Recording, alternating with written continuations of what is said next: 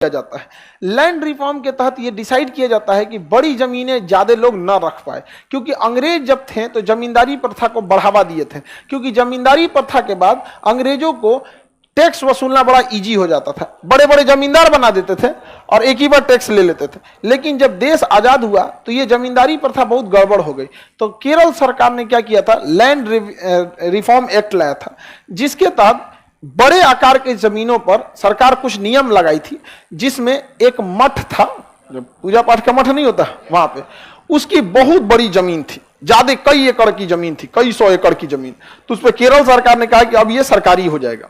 क्या हो जाएगा? सरकारी हो जाएगी। अब उस मठ के जो मतलब मुख्य जो मठाधीश जो चेयरमैन हो जाते हैं केशवानंद भारती थे। अब उन्होंने चैलेंज कर दिया इसको, कहां पर? सुप्रीम कोर्ट में। और चैलेंज किया गया सुप्रीम कोर्ट में, तो गोलकनाथ में कितने थे? गोलकनाथ में अब आए केशवानंद। कौन सा? केशवानंद। केशवानंद में 13 जज बैठे। हमेशा जज ऑड नंबर में रखे जाते ताकि फैसला सुनाने में इजी रहे। अगर मान के चल 14 रखेगा तो 7 को कहेगा हाँ, 7 को कहेगा ना, फिर जब बवाले हो जाएगा। तो 13 जज रखा गया। कितने जज रखे गए? 13 जज। अब 13 जज रखा गया, इसमें सुनवाई हुई। केशवानंद भारती का कहना था कि हमारा कई सौ एकड़ का जगह है, वहां से हमें कुछ खेती भी मिलती है, कुछ वहां मेला वाला भी लगे, जो भी उससे हमारा धार्मिक प्रबंधन करते हैं। आपको हम बहुत पहले पढ़ा दिए थे। आर्टिकल 25 कहता है व्यक्तिगत धार्मिक स्वतंत्रता, और 26 कहता है सामूहिक, मतलब उसमें मैनेजमेंट भी आ जाता है सामूहिक रूप से। तो केशवानंद भारती ये मुकदमा आर्टिकल 25 लेके नहीं पहुंचे थे, 26 लेके पहुंचे थे कि हमें इसके मैनेज करने का अधिकार है। अब इसमें भीषण बवाल हो गया। आधे जज कह रहे हैं कि नहीं, केरल सही कह रहा है, और आधे जज का कहना था कि केरल गलत कर रहा है। अब ये पूरा भयंकर बवाल हुआ। यहां पर लगभग 2.5 महीना कंटिन्यू इसकी बहस चली थी, मतलब डेली सुनवाई होते था, हियरिंग करते करते। अब देखिए बाबरी मस्जिद का मामला हमेशा एकदम कहा गया कि नहीं निपटाना ही निपटाना है, डेली हियरिंग करने लगा था।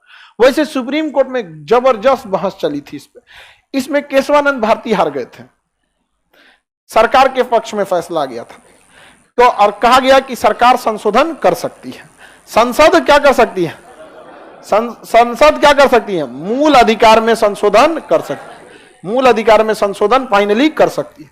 और ये इतना जबर फैसला खतरनाक था। पैसे सोचिए 13 में से 7 और 6 से फैसला आया कि 7 जज कह रहे थे तो कर सकती है और 6 कह रहा है कि नहीं कर सकती। यानी केशवानंद भारती भले केस हार गए, लेकिन उनका जो ये जजमेंट बना ये बहुत महत्वपूर्ण बना।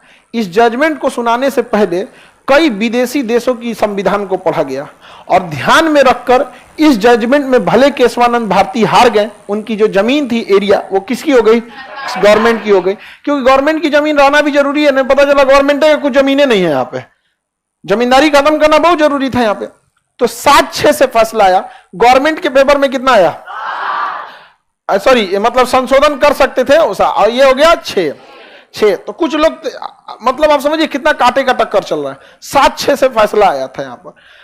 तो आगे बढ़ जाते हैं। 7-6 से क्या आ गया? फैसला आ गया। केशवानंद भारती क्या हो गए? केस हार। लेकिन इसमें जजमेंट में सुप्रीम कोर्ट ने कुछ बहुत तल्ख टिप्पणी की थी, क्योंकि जब संविधान अध्ययन किया जा रहा था ये फैसला लेने से पहले, तो कहा गया था कि विदेशी संविधान को भी देखा जाए, क्योंकि संशोधन की शक्तियां अगर बहुत ज्यादा दे देंगे तो दिक्कत हो जाएगा।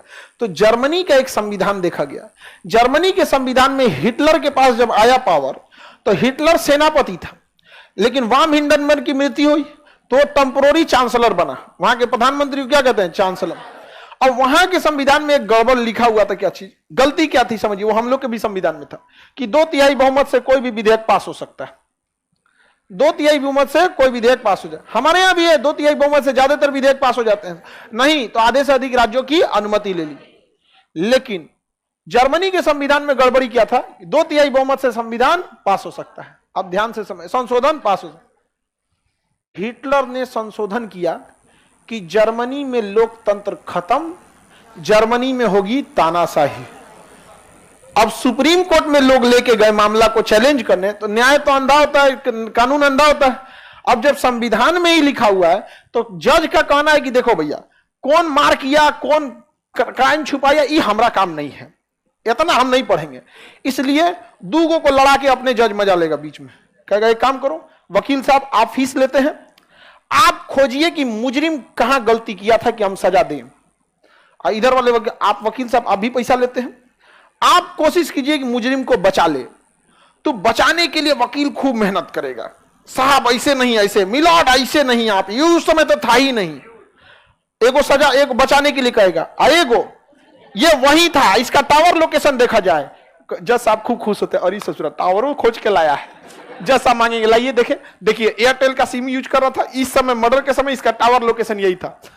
तो वो कहेगा मिलॉर्ड ऑब्जेक्शन, ये नंबर इसकी पत्नी का है। समझ आ गया कि नहीं आ गया? तो जज को कोई काम ही नहीं है, जज का कोई खास दिमाग नहीं, ऊपर टुकुर टुकुर देखना, अच्छा अच्छा लड़ बाबू लड़ लड़ लड़ तगड़ा लड़ यहाँ पे। समझ आ गया कि नहीं आ गया? तो रियल में न्यायपालिका की मदद अगर कोई करता है ना वकील, वो कर खोद ऐसा नहीं बात निकालेगा जिसका कोई हद नहीं यहाँ पे।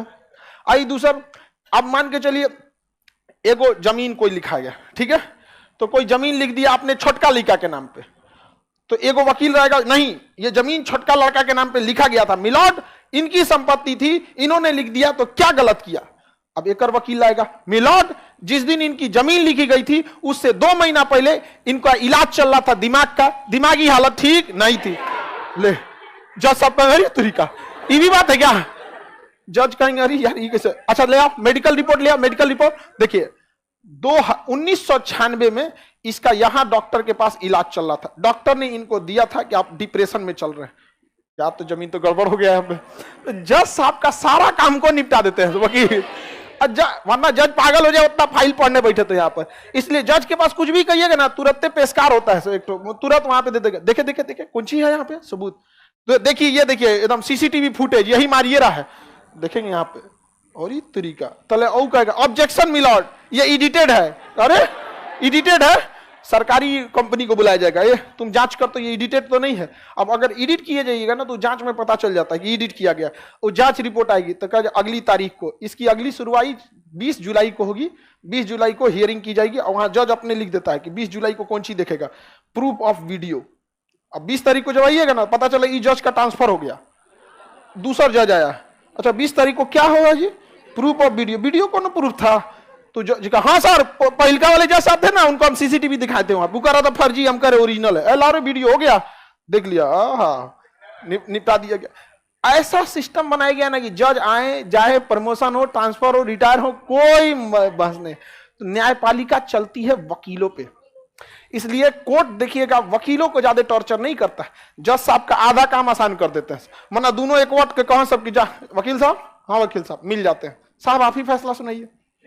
अब जज साहब को पूरा पन्ना पढ़ना पड़ेगा, पढ़ रहे हैं। जज साहब को तो पर्सनल कोई फीस मिलती नहीं है, वो तो सैलरी मिलती है उनको, लेकिन वकील को पर्सनल फीस, कोई बढ़िया आदमी मिलेगा आज केस जिता दो इतना पैसा दे देंगे। समझ आ गया कि नहीं? तो सोच रहा हिटलर देखे क्या कांड किया था, संशोधन करके वह बदल दिया।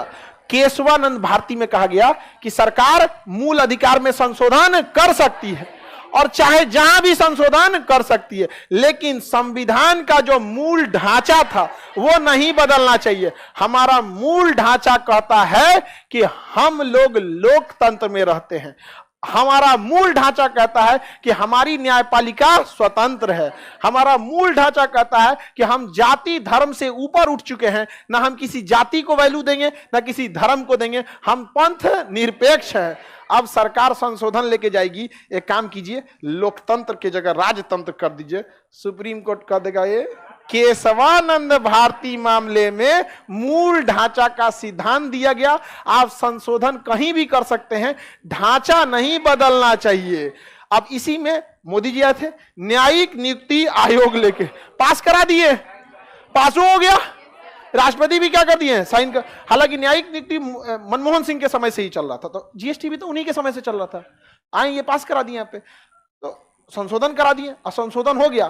तब तक मामला गया कहां पे, सुप्रीम कोर्ट का। अरे भाई साहब ये क्या कर दिया आप, संशोधन करके हिटलर वाला काम कि माने जजों की नियुक्ति आप ही कीजिएगा, लाइए इधर लाइए, यहाँ पे सहिहार के एकदम निपटा दिया गया। जज साहब लिखे कि ये न्याय जब पूरा फैसला लिखा जाता है ना कि जब मूल संविधान बनाया जा रहा था तो भीमराव अंबेडकर ने इस पे ये टिप्पणियां की थी कि न्यायपालिका स्वतंत्र रहेगा। अर्थात मूल ढांचा यह कहता है कि संविधान निर्माताओं का मुख्य उद्देश्य क्या था, मूल ढांचा को सुरक्षित रखना। और उसके बाद नीचे लिखेंगे जज अपने फैसला में, केशवानंद विवाद में 7-6 के फैसले से यह अधिकार दिया गया था कि संसद कभी भी मूल ढांचा में परिवर्तन नहीं करेगी। अर्थात आपके द्वारा पारित किया गया यह विधेयक न्यायिक नियुक्ति आयोग न्यायालय की स्वतंत्रता पे हस्तक्षेप करता है, अतः इस विधेयक को रद्द किया जाता है।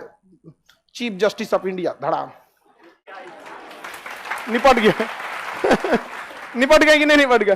तो बताइए, केशवानंद भारती हार गए केस, केशवानंद भारती हार गए केस, लेकिन जब जब यह देश जिंदा रहेगा जो लड़का पॉलिटी पढ़ेगा वो केशवानंद भारती का केस पढ़ेगा। और यही वह केस था जिसमें वो हारने गए। इस केस में केशवानंद भारती हार गए थे लेकिन देश जीत गया था। यही वो डिसीजन था जिसमें कहा गया था मनमाना संशोधन होने नहीं देंगे, तुम जीत कर भी रो पड़ोगे, कुछ इस कदर तुमसे हारेंगे हम। यही बात था किसका? केशवानंद भारती का। आज कोई सरकार आ जाए कुछ भी कर दे लेकिन मूल ढांचा रहेगा। अंबेडकर साहब का जो मूल ढांचा था, संविधान निर्माताओं का जो मूल ढांचा था जिसलिए हमें आजादी मिली थी, वो हमसे कोई नहीं छीन सकता है। समझ में आ गया कि नहीं आ गया? तो केशवानंद भारती जीते थे नहीं, लेकिन देश जीत गया था यहां पर। इसलिए जब जब आप हैं, आने वाले समय में आपके बाल बच्चे आएंगे पढ़ने तो उनको भी पढ़ाएंगे कि तुम्हारे पापा को और तुम्हारी मम्मी को हम ये पढ़ाए थे केशवानंद भारती, अब तुमको भी पढ़ा रहे हैं। तो तुम लोग से जाके पूछेगा, पापा पापा मम्मी मम्मी सर ऐसा पढ़ाए थे? तो आप लोग को याद आएगा? समझ में आ गया कि नहीं? याद तो बहुत आएगा जब आप लोग अपनी दुनिया में सफल हो जाएंगे तब। समझ में आ गया कि नहीं? चलिए, तो केशवानंद समझ में आ गया कि नहीं? किसी को कोई दिक्कत नहीं? इसके बाद मिनर्मा मिल उसको भी समझा देंगे, मंडे को क्लास करेंगे।